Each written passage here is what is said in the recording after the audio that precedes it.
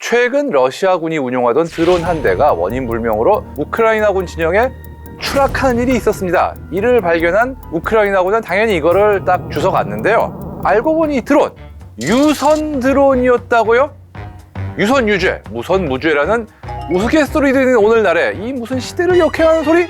이 자세한 속사정을 알아보기 전에 구독, 좋아요, 알림 설정은 리얼웨폰 제작진의 자양분이 됩니다.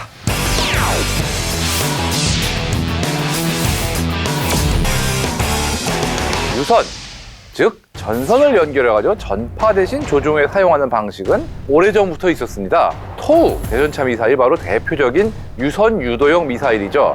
나아가 드론의 세계에서도 전선 및 데이터 케이블이 직접 연결된 형태인 테더링 방식 드론 개념이 몇몇 업체를 통해서 제시된 바가 있었는데요.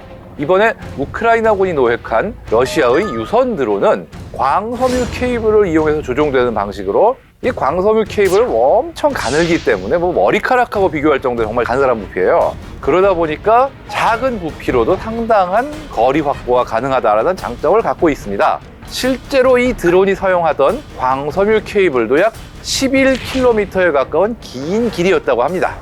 무선이 아닌 유선 드론을 운용하는 이유가 있나요?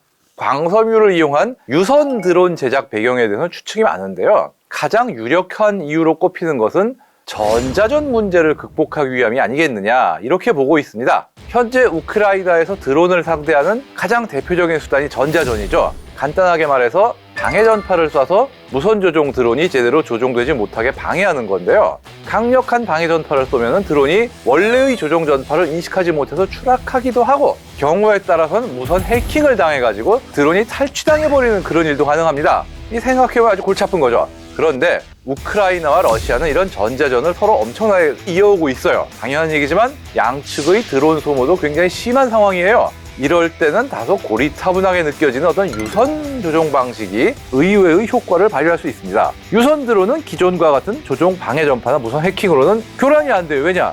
전파를 받질 않으니까 거의 전자전 영향권 밖에 있다 볼 수 있고요. 그리고 또 드론이 찍는 영상을 거의 시간차 없이, 그것도 고화질로 받아볼 수 있다, 이런 점입니다.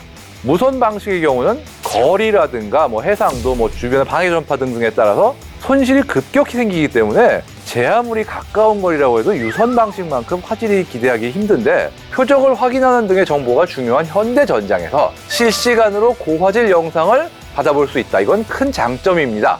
사실 광섬유를 이용하는 유선 유도 방식은 최근 개발된 미사일들에서도 드물지 않게 만나볼 수가 있는데요. 우리나라가 경무장 헬기 LAH에 사용하게 될 천검 미사일이 바로 이 유선 유도 방식으로 광섬유를 이용하고 있습니다. 발사된 천검의 탄두에 설치된 카메라가 찍은 영상을 미사일 사수가 보면서 뭘 공격할지 그 표적을 지정하는데, 그러면 그 표적을 향해서 미사일이 날아가게 되거든요. 이는 장애물 너머에 있어서 직접 조준할 수 없는 표적을 상대할 때 매우 요긴하게 쓰입니다. 한편 유럽의 프랑스에서는 보병용의 대전차 미사일인 MMP가 바로 이러한 기능을 가지고 있고요. 이스라엘에서도 스파이크 시리즈 중 사거리 약 10km의 스파이크 ER 역시 광섬유를 통한 표적 발견 후 유도가 가능합니다. 9세대인 토우 대전차 미사일은 쏘고 난 뒤 표적에 맞을 때까지 사수나 발사 차량, 헬기 등이 자리를 뜨기 힘들었잖아요.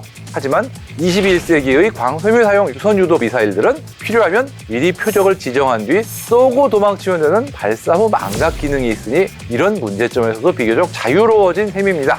그렇다면 유선으로 운용했을 때의 단점은 없나요? 이게 언뜻 보면은 이 드론도 유선 유도의 시대가 되나 싶겠지만 당연히 한계가 있습니다. 1차원적으로는 선을 통해 조종해야 되다 보니까 결국 선 길이가 문제가 되고요. 또 다른 문제는 지형지물인데요. 보통 미사일의 경우는 굉장히 빨리 날아가고 또 비교적 덜 복잡한 패턴으로 날아가잖아요. 그런데 이런 장점들이 있음에도 불구하고 유선 유도 방식 미사일들은 발사할 때 비행 경로상에 선이 걸리는 게 있지 않은지, 장애물이 있지 않은지 잘 살펴서 쏴야 되거든요. 미사일도 이런데 하물며 드론은 미사일보다 훨씬 느리고 또 훨씬 복잡하게 비행할 수밖에 없잖아요. 당연히 지형 지물에 의한 선 걸림 문제가 더 클 것으로 예상이 되고요. 실제로 이번에 우크라이나군이 노획한 러시아 드론도 그런 이유로 추락하지 않았나, 그렇게 추정하고 있습니다. 이처럼 유선 조종 방식의 한계는 있지만 그럼에도 불구하고 러시아가 유선 드론을 사용한 이유는 전자전을 비롯한 여러 문제를 극복하기 위한 시도 중 하나인 것으로 보여지고요.